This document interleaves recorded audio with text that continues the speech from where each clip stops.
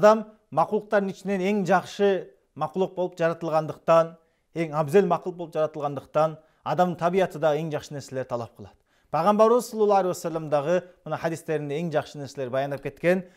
Мисал катары айтсак, ошолордун бириси хайрул асмаи, аттардын ысымдарынын эң жакшысы Аллахка жаккан Абдулла ва Абдуррахман. Абдулла жана Абдуррахман деген ысымдар. Ачыктап айтканда, Аллах Тааланын затына же кайсы бир сыфатына инсанды кул кылып, таандык кылып коюлган аттар Абдулла, Абдуррахман, Абдуррашид, Абдуррауф деген сыяктуулар эң жакшы ат болуп саналат. Кийинкиси хайрул бакай ал-масаджиду. Жерлердин эң жакшысы мечиттер, себеби мечиттерге Аллах субханаху ва тааланын тынымсыз рахматы жаап турат, мерими төгүлүп турат, периштелер түшүп курчап турат. Ва шаррул бакай ал-асвaq. Ал эми жерлердин эң жаманы бул базарлар. Кийинкиси хайрун никахи айсаруху. Никенин эң жакшысы жеңилирээк болгону. Ачыктап айтканда, махыры жеңилирээк азыраак болгон бул никенин берекелүү эң жакшы экендиги. Хайрул амали ан туфариqa дуnya ва лисанука ратбун мин зикрилlah. Эң жакшы амал сиз Аллах Тааланы эстеп, тилиңиз нымдап турган учурда дүйнөдөн ажыраганыңыз дейт. Ва хайрул касби касби ядил амил иза насаха.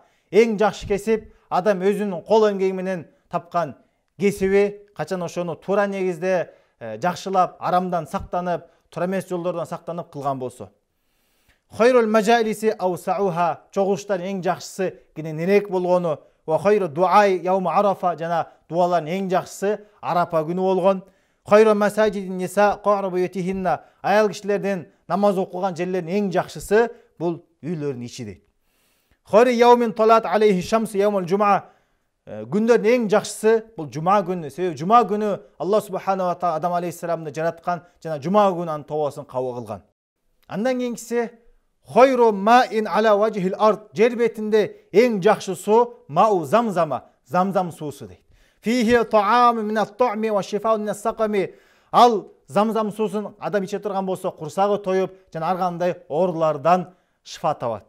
Башка хадисте пайгамбарыбыз айтат: "Мау замзама лима шуриба лаху." Замзам суусу кайсыл ниетте, кайсыл максатта ичиле турган болсо, ал сөз ишке ашат дейт. Хайру сиябикум ал-баяд. Пайгамбарыбыз айтат: "Силердин эң жакшы кийимиңер ак түстөгү болгон кийимдер. Факаффину фиха маутакум ва албисуха ахякум." Ошол ак кепинге, маркумдарыңар кепиндеги эле жана ак кийимдерди тирилөрүңөргө кийгизгиле дейт.